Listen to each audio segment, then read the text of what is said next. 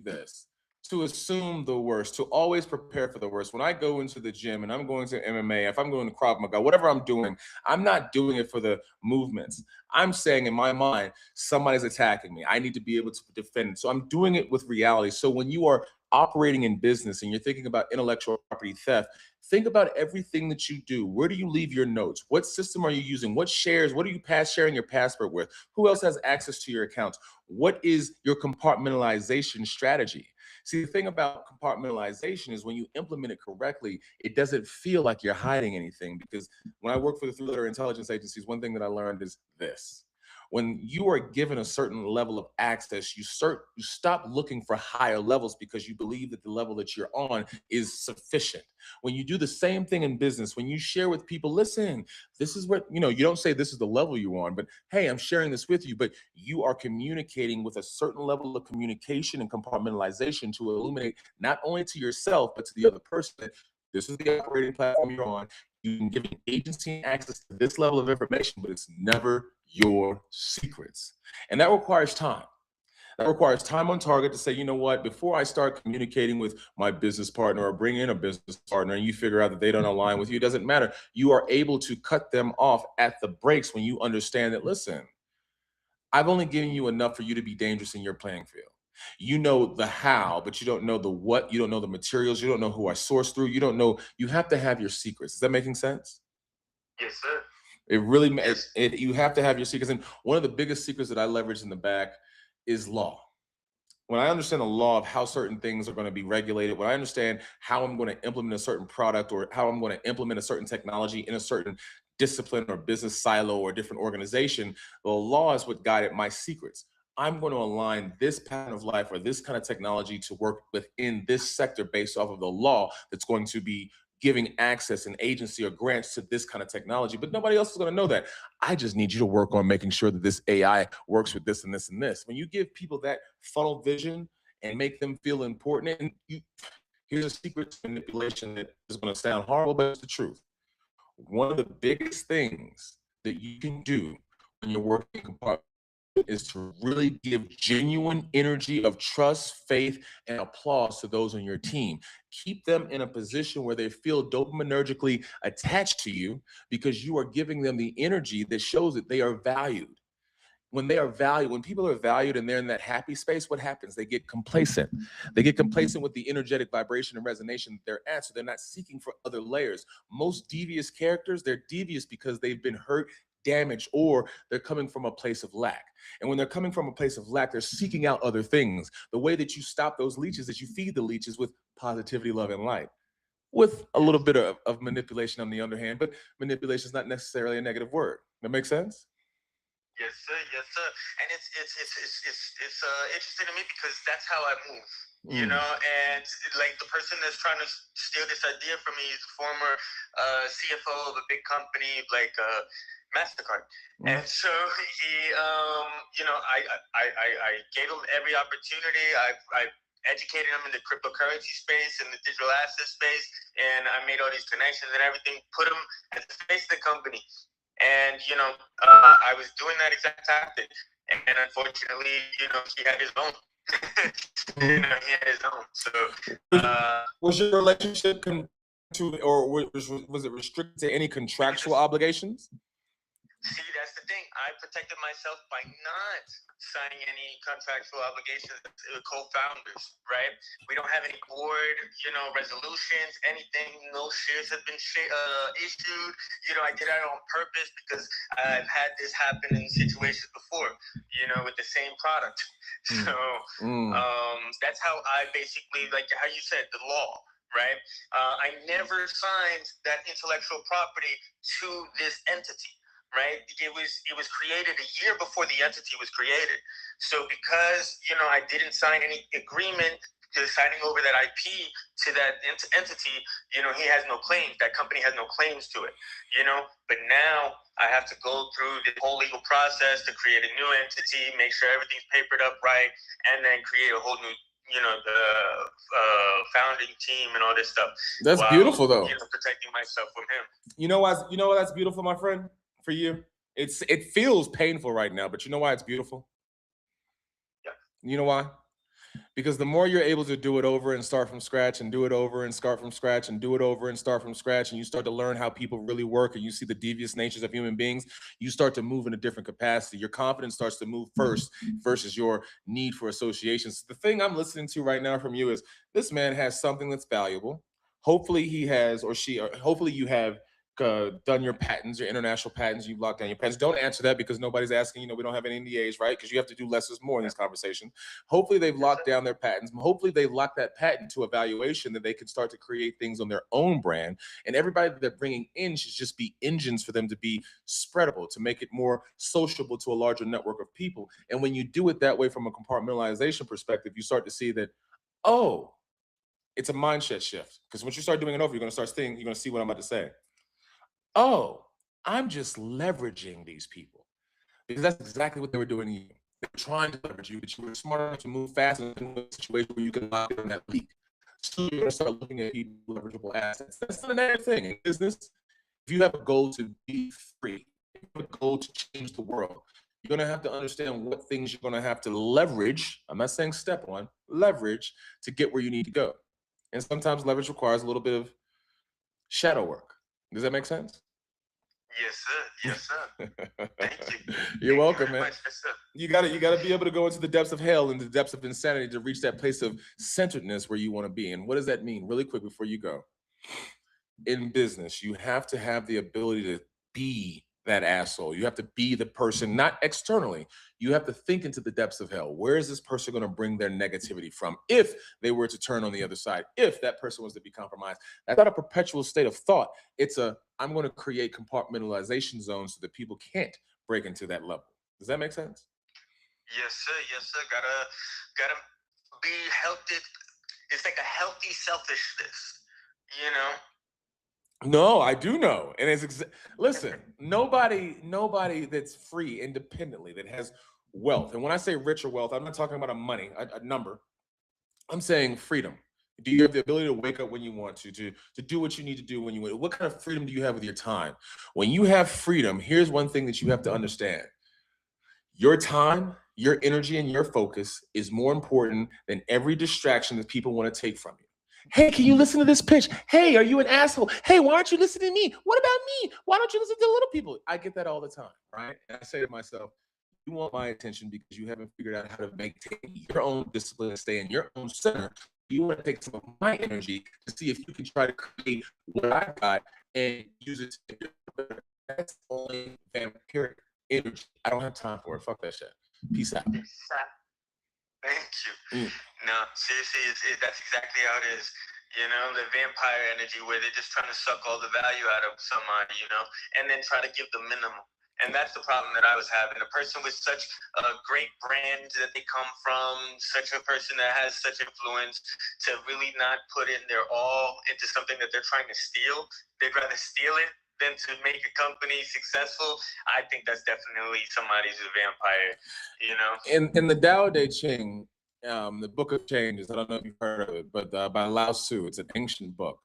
It's for people that are Taoists, they really stick to it. And Tao Te Ching, one of the parables is, if I were ever to be given the rule of power, it would be hard because people like the winding byways, and the way of the Tao is direct. I'm paraphrasing. So what that really is saying is, so many people, to your point, want to take the shortcut.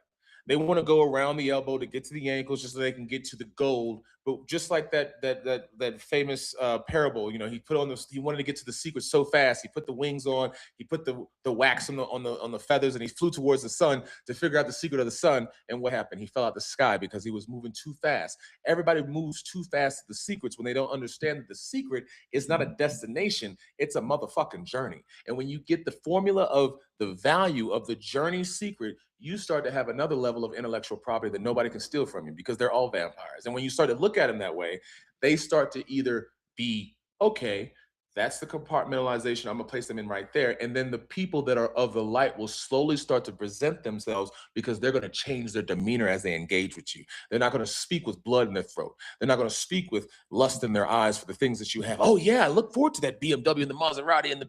No. Why are you really here? You get what I'm saying? And that's why I really look forward to you doing what you're going to be doing by yourself. And then you bring people on to leverage them. Black Alchemy Solutions is one person. I have two people on my team continuously that provide accessory, let's say, facilitation of operations and investigations, but it's me.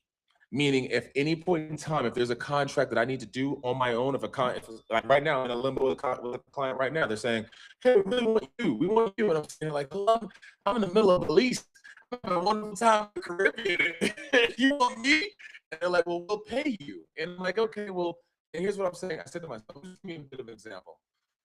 I take the financial, which is very, very, very, because I don't make numbers that are not valuable to me. I don't allow myself to have any kind of pitch or proposal that the number would be aligned with something that would be behooving for me to make the move, if that makes sense. So the number is ideal.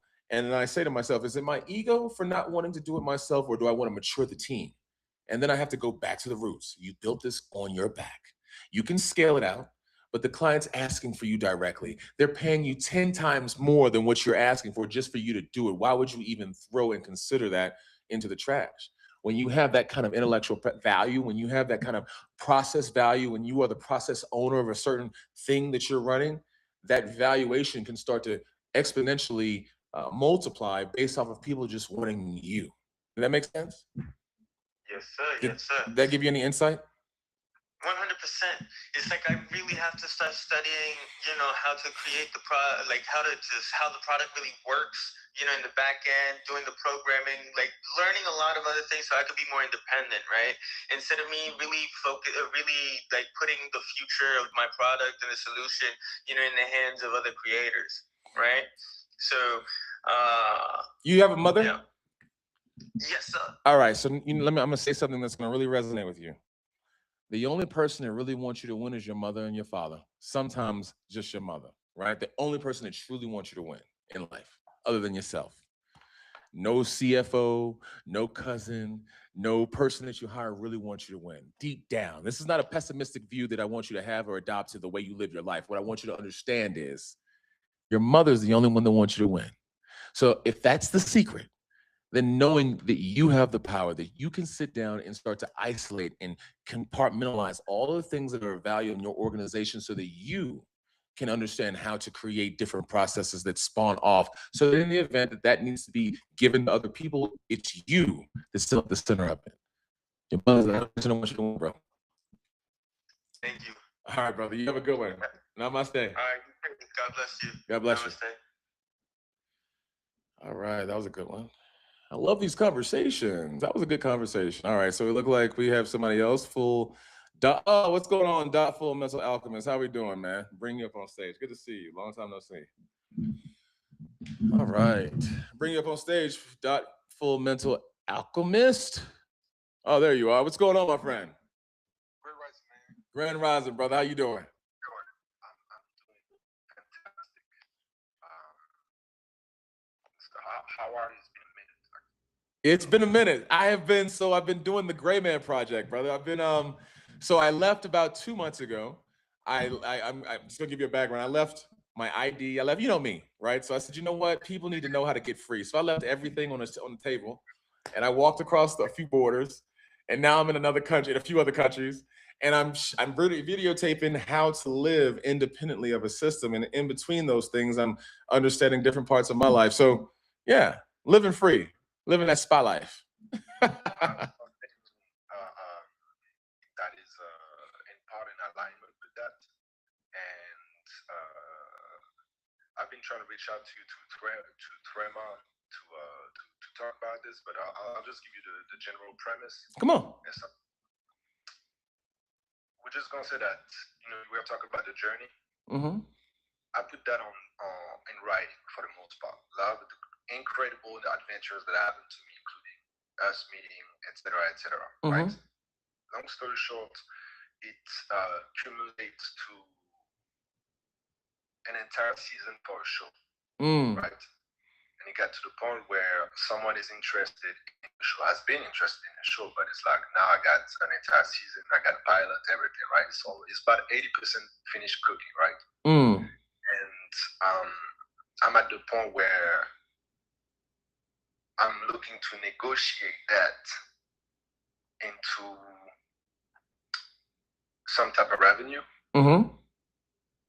But I also recognize that this is a very treacherous terrain to navigate, and the sharks have already start showing their teeth. This is just so appealing of a project, and they see me as so inexperienced that they're like, oh, I see them already. But that's a good thing. Yeah. When a shark shows his teeth, you know what it means? No, really. Like, watch how nature works. By the time a predator shows its teeth, that means that it's fully committed to devouring the prey. That means that it's done all of the trickery, the covert entry, it's done the stalking. By the time it shows you its teeth, it's already in action. So if you have gotten them that close where the teeth are being shown, you're like, you infantile predator motherfuckers, y'all ain't ready for this shit. You step back and say, it's not what you think it is. yeah. I don't think they quite fully grasp what type of person they're dealing with, because don't say that initially my offer was just 5K to see what happened. Yeah, just 5K. And they went to 15, they went to 300. Right? Because as I get to understand the value of what which I'm seeing, right? And I can tell it's like, oh, what about that 15K you were talking previously? I'm like, yeah, that was yesterday's price when I didn't know X, Y, and Z.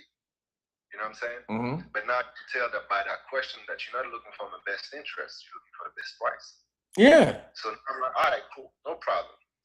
We'll take a step back. We're going to structure that in a way that your feelings will not interfere with the business being conducted. You know what I'm trying to say? Oh, I do. So I come to you as like, okay, let's negotiate that. And so we can take that to Trema to get more into the details of it. But, before you finish, my threema. So what happens is whenever you know me, man, you've known me for what, 10 years now? So you know that if I go silent on one channel, that means I'm operating on another. So what that means is, just remember this, everybody in the room, remember this. If you are part of the tribe, if you really know me, remember this. If I stop talking on one, that means I'm talking on another, or I'm black. I mean, I am black. But what I'm saying is, go to my website, my friend. Go to the website, look in the bottom right corner. There's a new Threema ID, period. So meet me there. All right? That's enough talking on here about this conversation because I feel like it's valuable.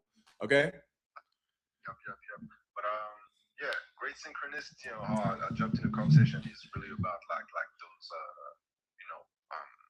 structuring situations properly, not being afraid of like taking a step back to do it properly, being taken over by the fear of missing out, and so you cut corners and end up in a fucked up situation, So that's one, and the other is like being aware of like the value that you bring. Sometimes, one of my friends told me it's good to be humble, but also you gotta realize like the value that you bring, because that's where the people are. That's why the people are showing their teeth. It's like they see something that is of value to them, and you need to recognize that in their honesty. Or, if I may, or predators only show their teeth when they want to eat. And why do they want to eat? Let's break this down. I want to unpack your brain for a second. Like, why does a predator want to eat? Why is it showing your teeth? Wait. With love. You've exposed something of value to them. So they've decided to come in and approach you with a certain way. They're showing their teeth.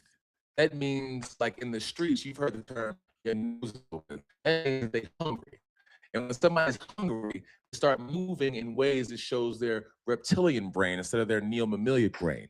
A neomammalic brain will never show you their teeth. It'll approach you like I approached you when I first met you. Cool, calm, collected, smooth, with a little bit of velvet and a strong bit of hammer. You start to say, oh, what the fuck is this shit? He doesn't need my attention. He doesn't want my attention, but we're cool, but I like it. And he's always sharing, not showing you the teeth. I don't want to say, what do you got? What's going on? Guy, I can do it this way. I can do it that way. Fuck that. You're hungry. And if you're too hungry, that means you'll eat anything. And if you'll eat anything, that means that you will be consumed by anything. And that means that you will do whatever it takes to get $1. And I don't want that around me, because all you want is $1. I want an empire. Who wants a dollar when we can make an empire? So when you start thinking about it that way, what you have is worth value because they see the value in it, only because they're hungry. And that's what I learned on my journey. My first mentor that I ever had, billionaire, self-made billionaire, first client that I ever had, taught me this one trick. He said, you could have made $200,000 off of me, but instead you made 10,000. I said, yeah, because in my mind, $10,000 was a lot of money. He said, yes, because you were rushing. You wanted to get my contract so quickly that you said $10,000, and I would have given you $200,000 if you had slowed down and communicated to me for an extenuated period of time. Over a period of 2 years, I would have paid you $10,000 every 2 weeks to have access to your services. When you're thirsty and you're hungry, you start to see things through a different lens. You start to see things through a very, and I don't know any metaphor, any kind of story that can help you learn this lesson I'm about to say. Whenever I get hungry, I remember that number one, God's got my back. And here's what I say. Okay, I'm hungry. I don't know if, I'm not in that situation ever, but I don't know if I'm ever going to be able to pay the mortgage, but we don't have a mortgage. Let's just use something. I don't know if I'm going to be able to pay this hotel bill. It's $1,000 a night. I'm making that up. It's not true, right? We're rich out here. So, and in that moment where I start to say to myself, how am I going to pay this $1,000 bill, right? I say, oh, I'm hungry. Because I start looking at people, everybody that calls me, oh, that's a client. Oh, that's a potential. I can set a pitch. No. The more I hold my breath, it's just like when you're hunting with a woman. You're like, you know what? If I go, I know you're married, but if I go after it right now, if I go for the pleasure right now and not delay the pleasure, it's going to be so much better in the end. Same thing with business. When you just delayed gratification. That's right. When you delay the credit, hey, whoever SB 9117, no, stop saying we don't have rent, we don't have credit bills, we don't have none of that, we don't have car notes, we don't have none of that. I was looking for something that was valuable, something that was actual. If you have bills and you have car notes and you have all these things, that means that you're still working through your currency module. Remember, everything is an upgrade. This is a game that we're playing. All of us are playing a video game. And when you understand how currency works and you let go of the currency connection, you start to get the flow of the current and it moves to you. Then it starts to move through you. So hopefully you start to let go of those ideas of bills and car notes and shit. Those are bullshits. Let me put it like this. So yeah, like I said, I was testing the waters initially, and I needed the money for a lawyer. Like this. I said, like, you know what? I'm hungry right now. I'm lowballing myself because I'm speaking from a place of need and survival, right? So I was like, you know what? I don't need that because that's in the moment how I feel right now because of things that transpired, right? Waited a couple days. The entire lump sum for the lawyer has been unlocked. So now I can rediscuss that same thing without even that. So that's why same thing I told him, like that was yesterday's price. And you're a different person, aren't you?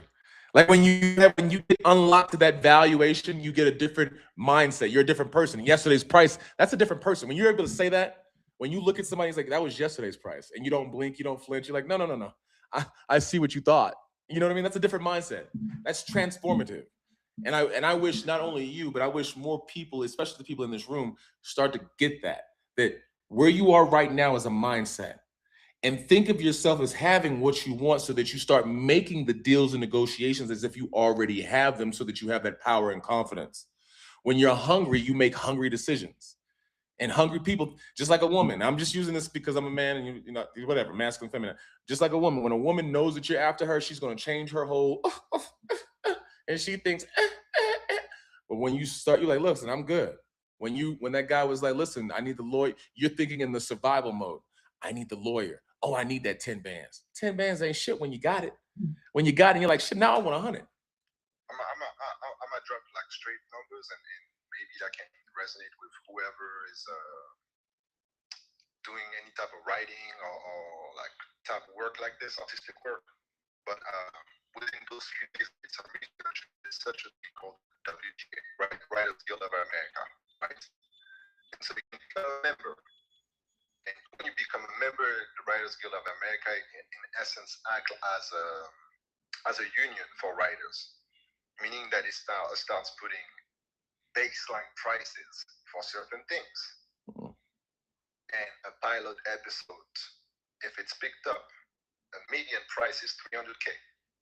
and any additional episode is $70K.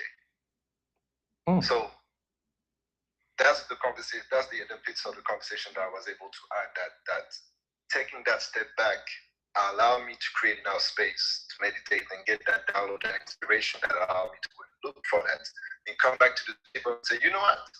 That kid I told you yesterday, I didn't know what I was talking about. It's 20 times 20x. Yeah. In fact, baseline. Off the muscle, as they say.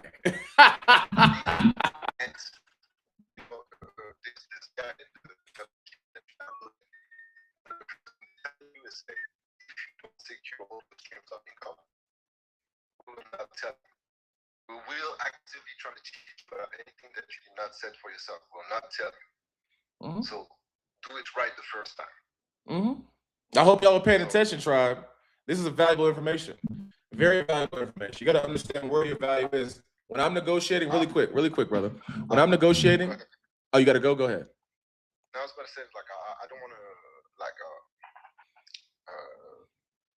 monopolize your space right now. I'm just gonna say that, you know, building that mental and the formula that goes in it, and you know, we talk about alchemy, creating an egregore, as you know, with the tribe. In a result of that is the function that this script is performing, and that's why I wanted to run it by you, because it's deeper than just a script and a story. It's a formula and a transformative experience. Of course, I look forward to it. We're gonna speak to Prima, but like I was saying, everybody pay attention to this. Really important.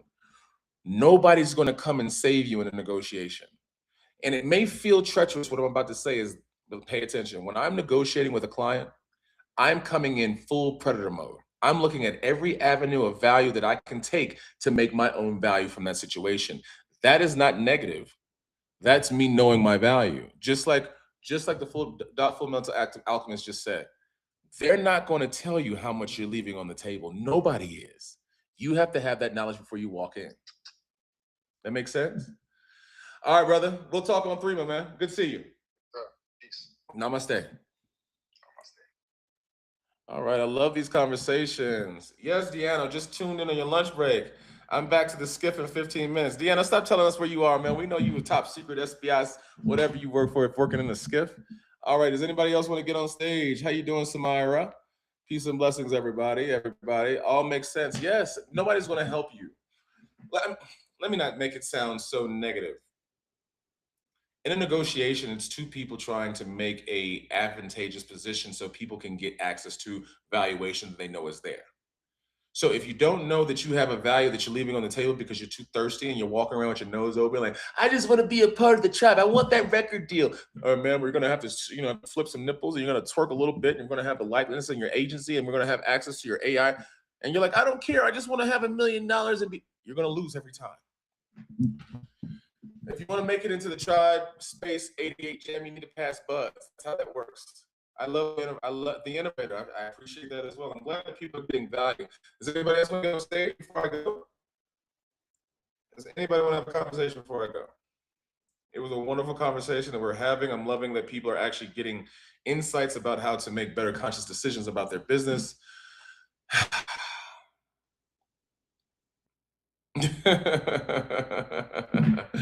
Well, I'm not hunting you, Deanno. Deanno said, everybody knows that I can track you. I'm not going to track you, my friend. That's not what I do anymore. So stay blessed. Namaste, everybody. God changed my life too. You have a good one.